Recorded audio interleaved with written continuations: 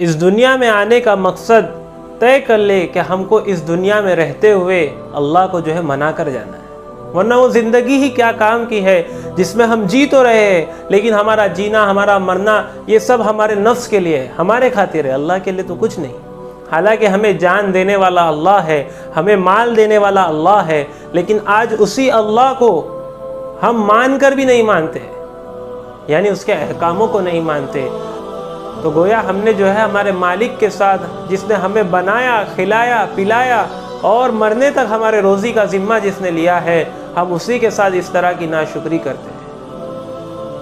اس کی سب سے بڑی وجہ یہی ہے کہ دنیا کی محبت یہ ہمارے دلوں میں آ کر بیٹھ، دنیا کی محبت یہ کیا کر دیتی کہ انسان کو پھر مال کی محبت آ جاتی ہے کہ دنیا بنانے کے لیے گویا تم کو دنیا میں رہنا ہے تو تمہیں چھوٹی سی چھوٹی چیز بھی خریدنا ہے تو اس کے لیے ہمیں کیا لگتا ہے؟ مال۔ تو پھر انسان مال کے پیچھے بھاگتا ہے، اور پھر جب مال کے پیچھے بھاگتا ہے تو اللہ کے نبی صلی اللہ علیہ وسلم کی ایک جامع حدیث ہے کہ ہر امت کے لیے ایک فتنہ گزرا ہے، ہر امت کے لیے ایک فتنہ گزرا ہے۔ مفہوم اور خلاصہ بتا رہا ہوں، بہو الفاظ نہیں ہے حدیث کے جو میں دہرا رہا ہوں، لیکن مفہوم اور خلاصہ یہی ہے کہ میری امت جس چیز سے آزمائی جائے گی وہ چیز مال ہے۔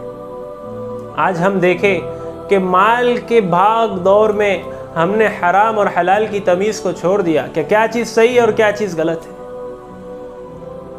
اور جب انسان مسلسل حرام کاموں میں لگ جاتا ہے تو اس کا دل یہ مردہ ہو جاتا ہے۔ جو شکایتیں آتی ہیں نا کہ ہمیں سکون نہیں ملتا، ہم اتنا اچھا کر رہے، گویا وہ سمجھ رہے کہ ہم اچھا کرتے لیکن وہ اچھا نہیں کر رہے ہوتے، اور وہ کہتے کہ ہم نے فلاں جو ہے دوائیاں چالو کی پھر بھی ہمیں راحت اور سکون اور شفا نہیں مل رہا، کہ سکون یہ اللہ کے خزانے سے آتا ہے، اور گویا ہم سکون پانے کے لیے جو علاج کرتے ہیں وہ غلط علاج کرتے ہیں۔ کسی کے سیدھے گھٹنے میں تکلیف ہے اور وہ الٹے گھٹنے میں مرہم لگا کر یہ سوچے کہ اب مجھے جو ہے اس سے درد سے راحت ملے گی، تو کیا اسے راحت ملے گی؟ نہیں، اسے راحت نہیں ملے گی، کیونکہ اس نے مرہم اس جگہ لگایا جہاں درد تھا ہی نہیں۔ تو اسی طرح سکون، اس کا تعلق روح سے ہے، اندر کی جو روح ہے انسان کی، اس سے سکون کا تعلق ہے، سکون کا تعلق جسم سے نہیں ہے۔ انسان جسم پہ خرچہ کرتا ہے، جسم کو عیش و عشرت، کیا جسم کو آرام دینے میں کیا ہے؟ اچھی کار ہو، اس سے جسم کو آرام مل رہا ہے، اے سی ہے جسم کو آرام مل رہا ہے، یہ آپ کے جسم کو آرام دے گا، اے سی دے گا، کار دے گا، اچھا جو ہے پلاٹ، بنگلے، مال، یہ سب کیا ہے؟ یہ سب چیزیں تمہارے جسم کو سکون دے گے نا، لیکن روح کو سکون کون دے گا؟ تو روح کو سکون کون دیتا ہے؟ الا بذکر اللہ تطمئن القلوب، کہ دلوں کا سکون یہ اللہ کے ذکر میں۔ اور سب سے بہترین چیز جو اللہ کے نبی صلی اللہ علیہ وسلم نے فرمائی کہ اپنی موت کو کثرت سے یاد کرو۔ موت کو کثرت سے یاد کرنے کا معنی ہرگز یہ نہیں ہوتا کہ ہم کسی کونے میں بیٹھ گئے اور موت موت موت اس طرح کی جو ہے جیسا ہم تسبیح پڑھتے ہیں اور پڑھنے لگ گئے، گویا یہ موت کو کثرت سے یاد کرنا نہیں ہے، بلکہ موت کو کثرت سے یاد کرنا یہ اس بات پر کہا جا رہا ہے کہ ہر عمل جو تم کر رہے ہو اس عمل میں اپنی موت کو شامل کرو، کہ اگر میں یہ عمل کرتا ہوا مر گیا تو کیا؟ ہم تنہائیوں کے گناہ میں جب ہوتے ہیں تو ہم ایسا سمجھتے کہ ہمیں کوئی نہیں دیکھ رہا، حالانکہ اللہ ہمیں دیکھ رہا ہوتا ہے، اور اگر اس وقت ہم یہ تصور کریں کہ مجھے اس حالت میں موت آ گئی تو میں اللہ سے کس حال میں جا کر ملوں، اس سے ہمارے دل سوچنے پر آمادہ نہیں ہوتے، کیونکہ ہمارے دل مردہ ہو چکے، ہماری روح اندر سے مر چکی ہے، ہمارا یہ جسم ہے، یہ جسم حیات ہے، ہماری روح جو ہے کمزور اور مر چکی ہے۔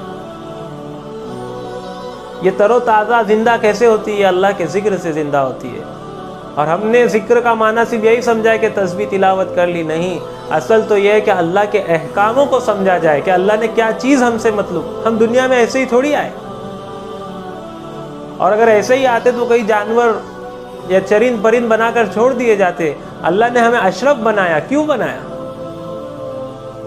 کہ اللہ ہماری آزمائش لے رہا ہے، یہ دنیا کیا آزمائش کی جگہ ہے، اور اس میں سب سے جو ہے بڑا فتنہ جو اللہ کے نبی صلی اللہ علیہ وسلم نے فرمایا کہ ہر امت ایک فتنے سے آزمائی جائے گی، میری امت جو آزمائی جائے گی وہ مال کے فتنے سے آزمائی جائے گی۔ آج مال کے فتنے میں ہم پڑے نہیں پڑے، مال کے فتنے میں اس طرح ہم لگ گئے کہ ہمیں حلال اور حرام کی تمیز نہیں ہو رہی، کہ کیا چیز حلال ہے اور کیا حرام ہے. تو گویا اپنی موت کو کثرت سے یاد کرو کہ موت کو کثرت سے یاد کرنے والا یہ جو ہے مومنین میں سے ہوتا ہے کہ ہمیشہ یہ خوف ہو کہ موت آ گئی تو کیا, اور اللہ سے ملاقات کا شوق ہو. گویا یہ موت کے وقت راحت دیتی ہے. مومن کو موت کے وقت سب سے زیادہ راحت دینے والی چیز کیا ہے کہ میں میرے اللہ سے جا کر ملنے والا ہوں. وہ اللہ جس نے مجھے ماں کے پیٹ میں پالا, میرا وجود بنایا, اور میرے دنیا میں آنے کے بعد میرے پالنے سے لے کر کھانے پینے رہنے سہنے ہر چیز کا بندوبست اس کریم مالک نے کیا. گویا میں اس سے ملنے جا رہا ہوں. لیکن ہمارے دل اس سے خالی کیوں ہے؟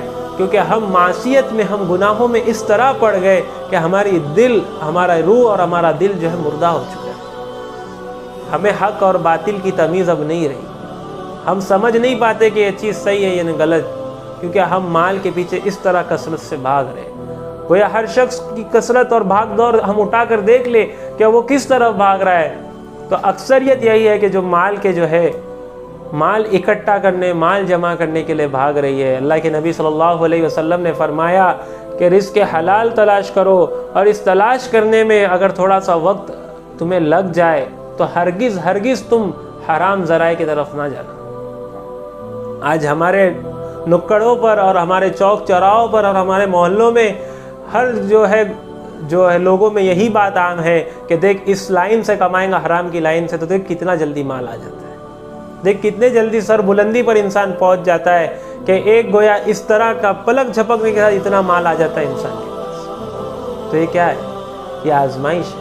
آزمائش وہی چیز سے لی جاتی ہے جس کی محبت ہو نا. کوئی شخص اگر مچھلی نہیں کھاتا تو میں یہ تھوڑی نہ کہوں گا کہ رک اس کی آزمائش لیتا ہوں, اس کے سامنے مچھلی رکھتا ہوں کہ کھاتا ہے کہ نہیں کھاتا ہے. گویا میں مچھلی کھاتا ہی نہیں تو میں مچھلی کی طرف دیکھنا بھی نہیں پسند کروں گا. کیوں؟ کیونکہ میں وہ چیز نہیں کھاتا. تو گویا مال کی آزمائش کیوں لی جا رہی ہے؟ کیونکہ انسان کے دل میں اس کا کہیں نہ کہیں جو ہے شوق رہتا ہے کہ میرے پاس مال ہو, غریب سے غریب ہو, امیر سے امیر ہو, اس کی تمنا تو ہوتی ہے کہ میرے پاس مال ہو. تو اللہ اب اس پر حرام کے جو ہے آزمائش کے طور پر دروازے کھولتا ہے اور اسے مال کی اتنی کثرت دکھاتا ہے کہ دیکھ ادھر آ جا کتنی مال کی کثرت ہے. لیکن پیارے اللہ کے بندے وہ ہے جو اسے نکار دیتے ہیں اور کہتے ہیں کہ یہ رزق جو یہاں دکھ رہا ہے یہ یہاں ہے ہی نہیں, کہ رزق جو ہے آسمانوں سے آتا ہے, زمین کے کوئی پلے جھرلے میں رزق نہیں ہے. درخت اگتا ہے آم کا, تو اس پر جو آم آتے ہیں یہ کہاں زمین سے آتے؟ اگر زمین سے آتے ہوتے تو آپ زمین کھود کر دیکھ لو, کوئی آم کے پیڑ کے نیچے ایک آم بھی آپ تلاش نہیں کر پاؤ گے. یہ کہاں سے آیا جھاڑ پر آ؟ یہ اللہ کے خزانے سے آ گیا. اس میں پیلا رنگ کہاں سے آ گیا؟ یہ پیلا رنگ ڈالنے والا کون ہے؟ یہ اللہ رب العزت ہے جس نے اس آم میں پیلا رنگ ڈالا. آپ پیڑ کو کھود کر دیکھو, اس کی جڑوں تک جاؤ, آپ کو پیلے رنگ کی کوئی اتنی سی چیز بھی نہیں دکھے گی کہ جو پیلے رنگ کو جو ہے بتا رہی ہے کہ یہ پیلے رنگ کی وجہ سے یہ پیلا ہوا ہے. تو یہ کون بنانے والا ہے؟ یہ اللہ بنانے والا ہے. اور آج ہم اسی اللہ کو ہم بھول کر جو ہے چلے جا رہے ہیں. اپنی زندگی کا رخ صحیح کرے, اپنی زندگی کا رخ صحیح کرے. اور اس میں یہ بولنے والا اس نے کوئی صحیح کر نہیں بیٹھا ہے, یہ بھی اسی جستجو میں لگا ہے اور یہ دعا کرتا ہے کہ اللہ تمام کے لیے آسانی کرے. اور صحیح مقصد کے ساتھ کیا مقصد ہونا چاہیے اس طرح ہم کو زندگی گزارنے کی توفیق عطا فرمائے. Until next Friday, this is Bilal Arab signing off.